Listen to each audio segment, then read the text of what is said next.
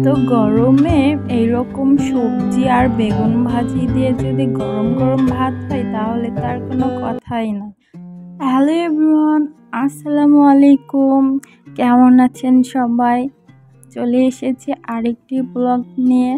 তো আজকে এত গরম পড়েছে, এই গরমে আমি আজকে সবজি রান্না করব।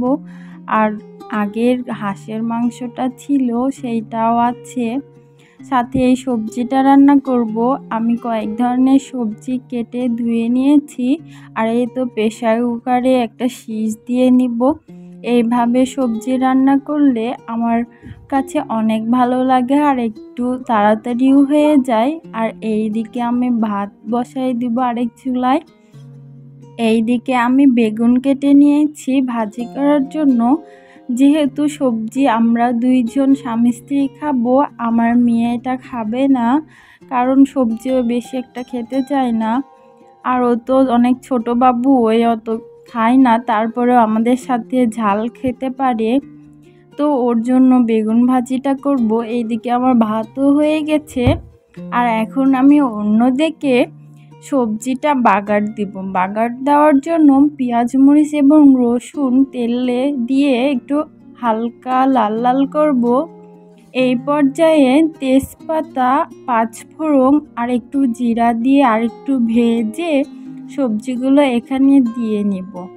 আর সবজি সেদ্ধ করার জন্য কিন্তু আমি কোনো রকমের পানি ইউজ করি না, কারণ পানি সবজি থেকেই বের হয়, আর ওই পানি দিয়ে মোটামুটি সেদ্ধ হয়ে যায়। আর প্রেসার কুকারে সিজ দিয়ে নিলে এইভাবে রান্না করলে কিন্তু সবজির একটা যে অথেন্টিক কালারটাও থাকে, একটু সবুজ সবুজ টাইপের যে সবজির কালারটা ওইটাই থাকে, ওইটা আমার কাছে খুবই ভালো লাগে। আর এইদিকে একটু সময়ের সাশ্রয়ও হয়।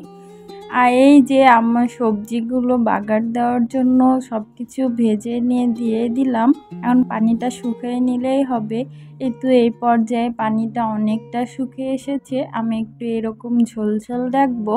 এই পর্যায়ে আমি নামিয়ে নিব। একটু ঝোল ঝোল আমার ভালো লাগে, এই জন্য একটু ঝোলঝোলই করে নিব। আর এটা এখন হয়ে গেছে। এই তো সবজিটা এখন আমি আরেকটি বাটিতে ঢেলে নিব। এই দেখুন কত সুন্দর একটা কালার এসেছে। এইরকমভাবে যদি প্রেসার কুকারে সিজ দেওয়া হয় তাহলে সেই সুন্দর একটা সবুজ সবুজ টাইপের কালার আসে, ওইটা আমার কাছে খুবই ভালো লাগে, মজাও কিন্তু লাগে অনেক বেশি।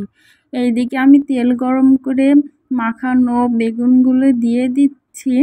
আর এইদিকে কিন্তু আমার ভাতটাও হয়ে গেছে। ওইদিকে বেগুনটা আমি হালকা ভাজবো, একদম কড়া করব না।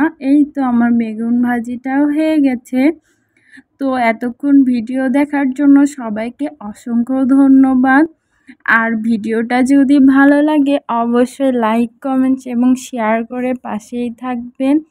এই তো রান্নার সাথে সাথে আজকের ভিডিওটি এখানেই শেষ করছি। ভালো থাকবেন, সুস্থ থাকবেন, আল্লাহ হাফেজ।